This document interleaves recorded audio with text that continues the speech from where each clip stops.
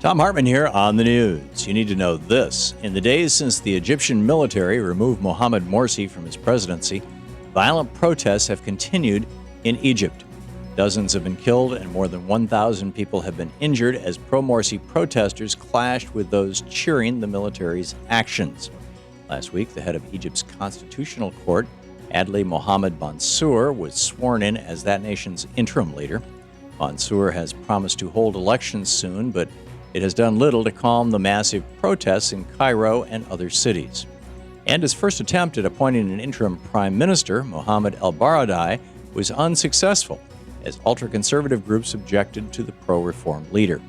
The intense ongoing fighting paints a clear picture of the need for a political solution, and it has leaders in the U.S. and the EU looking on with increasing alarm. Here at home, lawmakers disagree on whether or not the Egyptian military staged a coup in ousting President Morsi and whether financial aid should be suspended to that nation.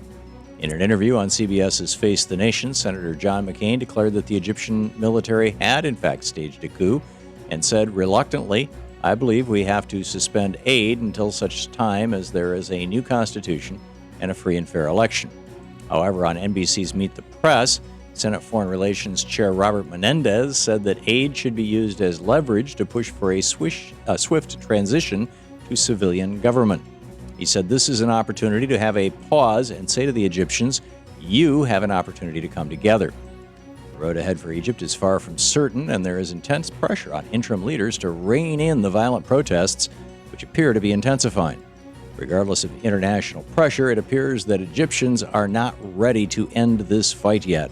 Stay tuned. In screwed news, Republicans are planning to hold our nation hostage again. In an interview with the National Journal, Representative Rob Woodall said the GOP will demand even more spending cuts to prevent our nation from defaulting on its debts.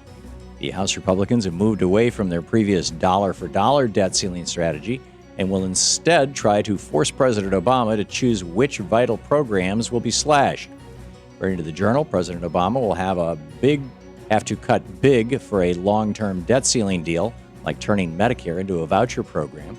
For a medium-range plan, Republicans say they will make the president agree to cut food stamps or Medicaid.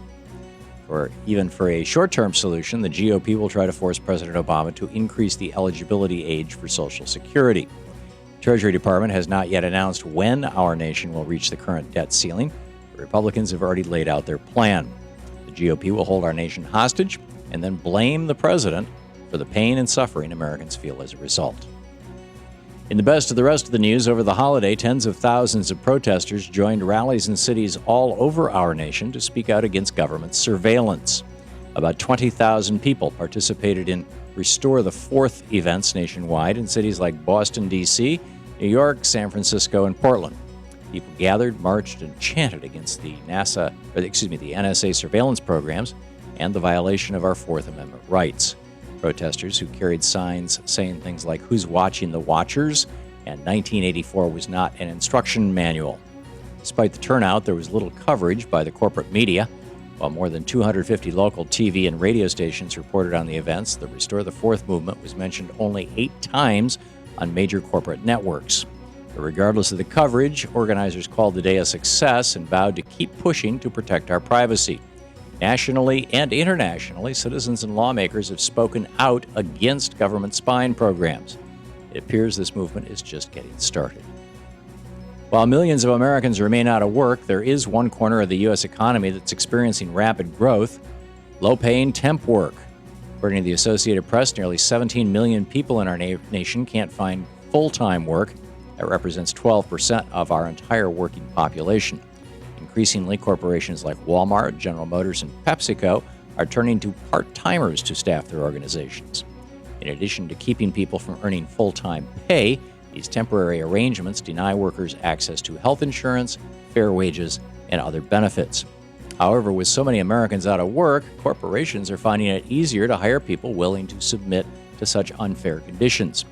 Workers and labor advocates hope that as the economy improves, companies will begin shifting back to full-time staffing, although many are doubtful. 3 decades of Reaganomics have given rise to this era of corporate power, and workers are only now beginning the fight to take some of that power back. And finally, most parents encourage their children to follow their dreams and be successful. However, it turns out that fewer parents want to see their kids grow up to be president. A Gallup poll released last Friday shows that by a 2-to-1 margin, parents no longer want to see their kids grow up to be politicians. Currently, the margin is slightly higher when respondents were asked about a daughter going into politics as opposed to a son. 37% of parents say they would like to see their little girl grow up to be a lawmaker, while only a quarter hope the same when asked about their son. Researchers suggest that the 12-point gap is about gender equality, and parents of girls were more inclined to see their child as a future leader. Regardless of gender, however, it appears that most parents have little desire to see their child as the next John Boehner or Mitch McConnell. Go figure. And that's the way it is today, Monday, July 8th, 2013. I'm Thom Hartmann on the news.